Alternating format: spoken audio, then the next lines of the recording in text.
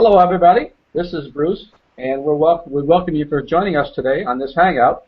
I'm going to introduce my good friend Ellen Suazo, whose topic today is about aha moment. I think you'll find her to be an inspiring person, which she does inspiring me, and she's going to talk a little bit about mindful prosperity. Ellen, welcome today, and can you tell us a little bit about what you mean by mindful prosperity? What we mean about mindful prosperity is having a state of mind, being a consciousness. Prosperity is about consciousness. It's the state of mind that you in. Most people think prosperity, when they think of prosperity or when they hear someone talk about prosperity, the first thing that comes into mind is about money. Yet I want to invite each one of you who are watching to think about what real prosperity means to you. Ask yourself that question. Or when you hear someone talk about prosperity, what does it come immediately to you? And depending on where you are,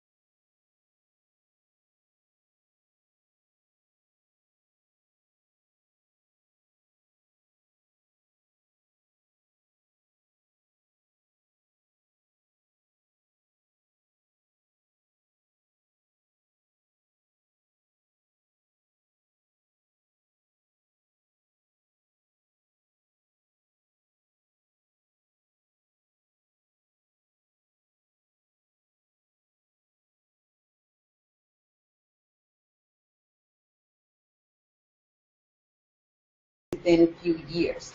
So that tells us that prosperity itself, if we think that it's all about money, is not about money. And I'm not saying that it's not part of it. It's definitely is part of it, because if we have good health, great relationship, yet we have no lack of money, then in some ways we're not completely prosperous, because we're here to manifest wholeness, not just half of the manifestation of who we really are. So if we are whole, that means that we have to be prosperous in every area of our life: our health, relationships, our relationship with ourselves, with our families, with our loved ones, our relationship in our work, where we work. And at the same time, the joy that we feel within ourselves as well. Ellen, you mean to tell me that people who make the lottery or win in the lottery multi-millions of dollars, that in a couple of years, 4 or 5 years, they can be just gone, flittered away, gone through their hands, lost? And it's, how could that happen? I mean, what kind of mindset, thoughts thinking process would these people have that they could lose it that way? I'm having a hard time grasp that. Yeah, I'm glad that you said that because many times I ask myself the same question, and that's what really got me into getting into it and really learning about it, researching about it, and at the same time, more than anything, going within. And I believe that it has to do with how your money, how your limiting beliefs about money, your limiting beliefs about yourself, about your self-worth. Some people might have money, but they don't believe that they're worth of having it, or they don't know how to manage the money. So if they don't know how to manage the money, it doesn't matter how much money they get, they will use the money, they will spend it. And if you have a mentality of spending money, that means that you will never get it back. You use it and it's gone. Not only that, but also if you have a mentality of lacking limitation or hurting the money, like if I spend it, if I give money, or if I use it for this, I'm gonna finish it. I'm not gonna have more. And also, if you don't know how to manage the money, you will misuse the money. And that goes with how your mental is. Mentally, you're not ready to use this. You're not ready to have all this money. And have you ever heard someone ask a millionaire, you have so much money, why don't you just give it away to the poor people? And maybe all the money that you have will resolve the poverty problem. And a lot of these millionaires or people who have money, they might answer, well, if we give them the money, they're gonna be, in a few years, they will be again in the same place. Yet we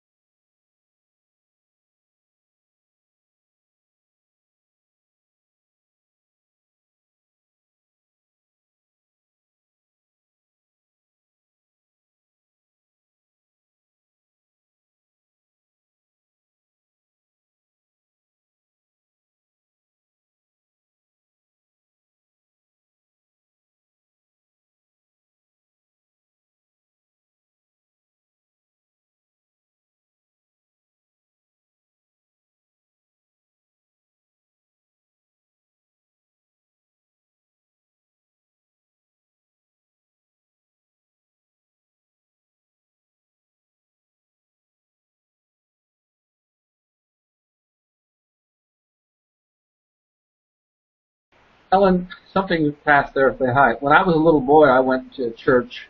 It was an evangelist, and I remember sitting on those very, very hard benches as a little boy.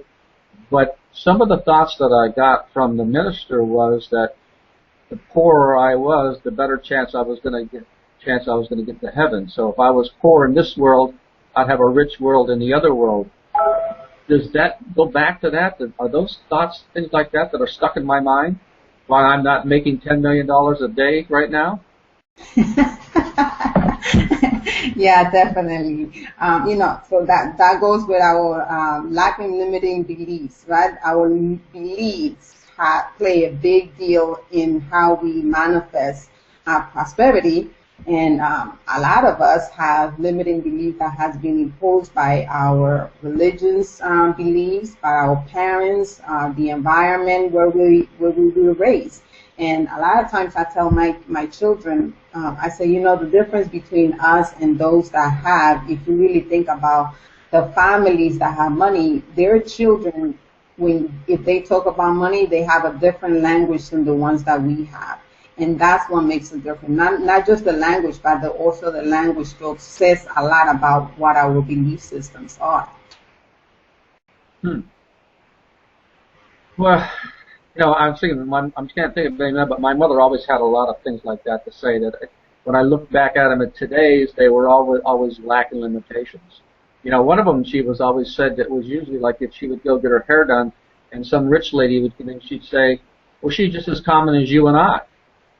And my meaning on that was, she's not as common as you and I. Can you maybe elaborate and say something more about that? Explain that what my thought might have been or her thought might have been.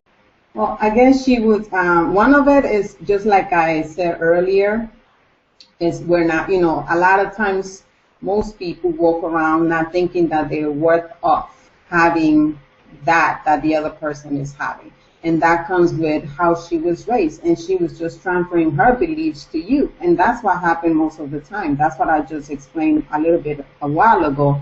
The language that we use to when we speak to our children about prosperity and what prosperity means, it has a lot to do because now we are the circle keeps on going. We give our children what we were raised, how we were raised, the same beliefs that we were raised with. So your mom, what I gather from that statement is that she didn't think that she was worth of, like the other person was more worthy of having whatever she was having.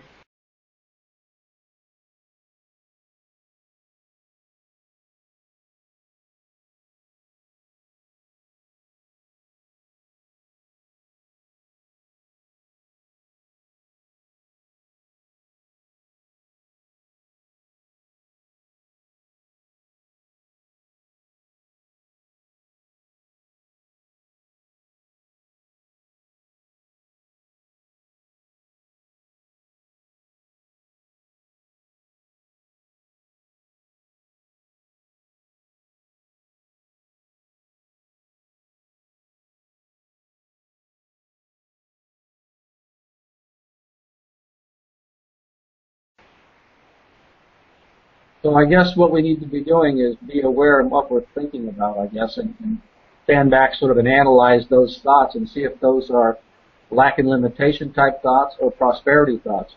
And I'm hoping maybe, if not any time today, but in a future time, you'll help us with some ideas of how we can work around that.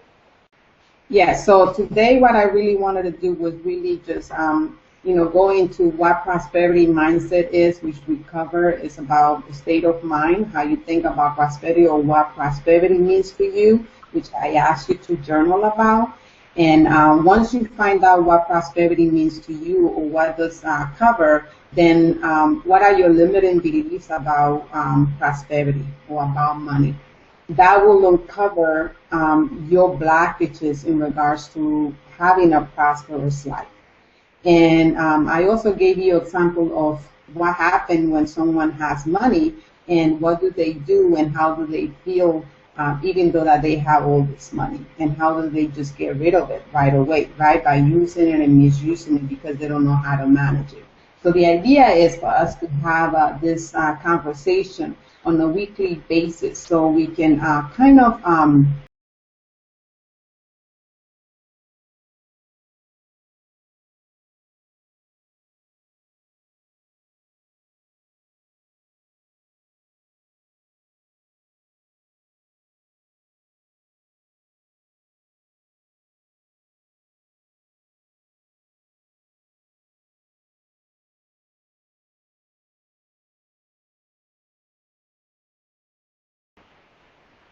So I guess that about does us today. So it'll be the same time next week.